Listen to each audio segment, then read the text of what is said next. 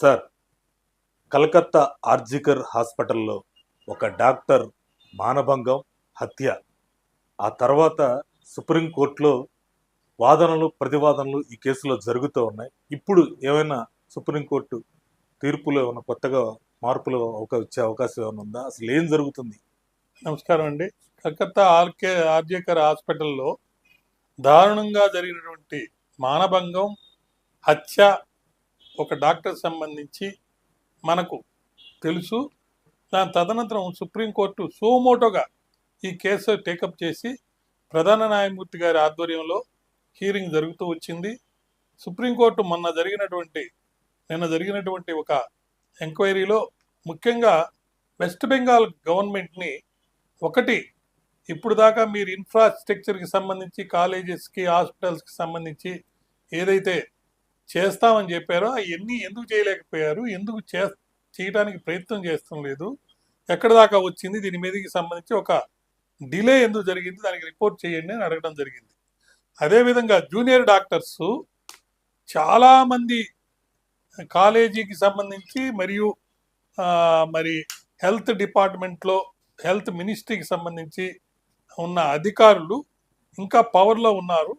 వాళ్ళు ఈ కేసు దర్యాప్తు సరిగా జరగనీయటం లేదు కాబట్టి వాళ్ళ మీద కూడా చర్య తీసుకోవాలని చెప్పేసి అడగడం జరిగింది. ఆ జూనియర్ డాక్టర్స్ని అడిగిన దానికి సంబంధించి సిబిఐకి సంబంధించినటువంటి ఆఫీసర్ని సుప్రీంకోర్టు వారు, మీరు ఇప్పుడు దాకా చేసినటువంటి పరిశోధనలో హై పొజిషన్స్లో ఎవరన్నా ఈ కాలేజీకి సంబంధించి ఏమైనా కనెక్షన్స్ పెట్టుకొని ఇక్కడ జరిగే అక్రమాలు, అన్యాయాలకు సంబంధించి ప్రొటెక్ట్ చేస్తూ వస్తున్నారా, అటువంటి వాళ్ళు మీకు ఏమైనా పరిశోధనలో తగిలారా, ఉంటే చెప్పండి అని చెప్పి కూడా సుప్రీంకోర్టు వారు అడగడం జరిగింది.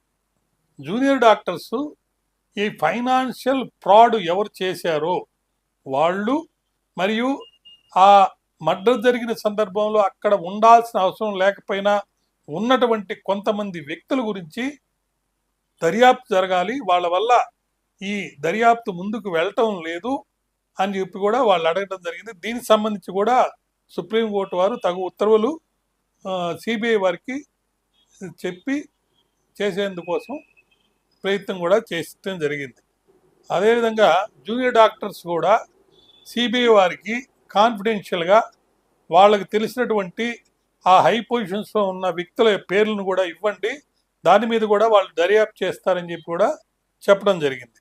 ఎగ్జామ్ బోర్డు మరియు west Bengal medical council of ఇండియాకి సంబంధించిన కొంతమంది అధికారులకు కూడా ఈ యొక్క మానభంగం మరియు మర్డర్కి కూడా సంబంధం ఉంది, కేవలం ఆర్జేకర్ హాస్పిటల్కి సంబంధించిన వాళ్లే కాదని కూడా ఈ జూనియర్ డాక్టర్స్ తరపున వకీలు గారు చెప్పడం జరిగింది. అనాథరైజ్డ్గా విక్టిమ్ నేము, ఫోటోగ్రాఫు ఎవరైతే పబ్లిష్ చేశారో వాళ్ళకి సంబంధించి తగు చర్యలు తీసుకునే నిమిత్తము ఒక నోడల్ ఆఫీసర్ను కూడా నియమించాలని చెప్పి కూడా సుప్రీంకోర్టు వారు ఆదేశించడం జరిగింది. ఈ టెండర్ ప్రాసెస్ గురించి వల్ల, మరి లాజిస్టిక్ ఇష్యూస్ వల్ల కొంత ఇన్ఫ్రాస్ట్రక్చర్ డెవలప్మెంట్కి సంబంధించి డిలే జరిగింది. హాస్పిటల్స్లో కానీ లేదా గవర్నమెంట్ హెల్త్కి సంబంధించిన కాలేజెస్లో కానీ అని చెప్పి కూడా మరి గవర్నమెంట్ తరపున, వెస్ట్ బెంగాల్ గవర్నమెంట్ తరపున వకీల్ గారు చెప్పడం జరిగింది.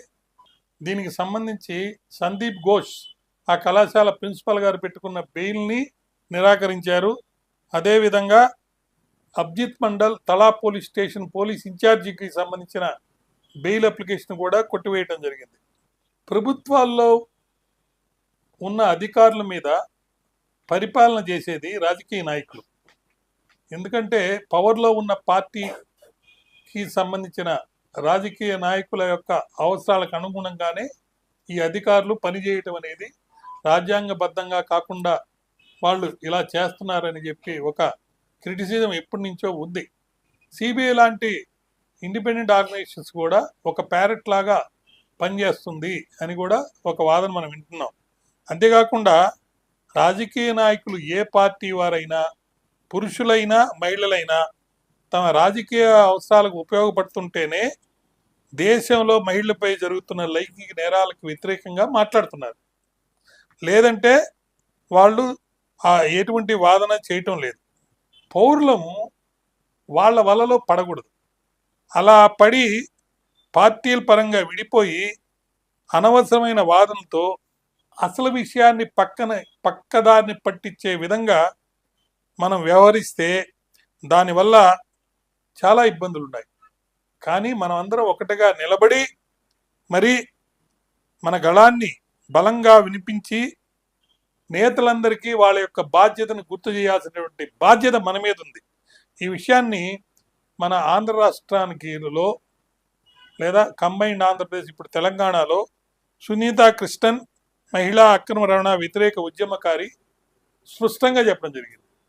కాబట్టి రాజకీయ నాయకులకి పవర్లో ఉన్న వాళ్ళకి ఏదైనా లబ్ధి వస్తుందంటే దానికోసం కానీ లేదా వాళ్ళ పేరు ప్రఖ్యాతులు చెడిపోతాయంటే దానికోసం కానీ తగు చర్యలు వాళ్ళు తీసుకుంటున్నారు తప్ప సర్వసాధారణంగా ఆడవాళ్లపై జరిగే అక్రమాలని అరికట్టాలి, అక్రమార్కులపై కొరడా జుడిపించి తగు న్యాయాన్ని త్వరితగతిన వాళ్ళకి అందజేయాలి, క్రిమినల్ చట్టాలని పటిష్టంగా అమలుపరచాలనే ఉద్దేశంతో అధికారంలో ఉన్న వాళ్ళు ఏ పార్టీ వారైనా కానీ సరిగా చేయటం లేదని మనకు అందిన వార్తలను బట్టి తెలుస్తుంది.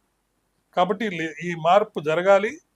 ప్రతి ఒక్కరు కూడా స్త్రీలపై జరిగే అక్రమమైనటువంటి అన్యాయాలకు సంబంధించి తగు చర్యని త్వరగా తీసుకుంటారని, న్యాయం చేస్తారని ఆశిస్తున్నాను. నమస్కారం.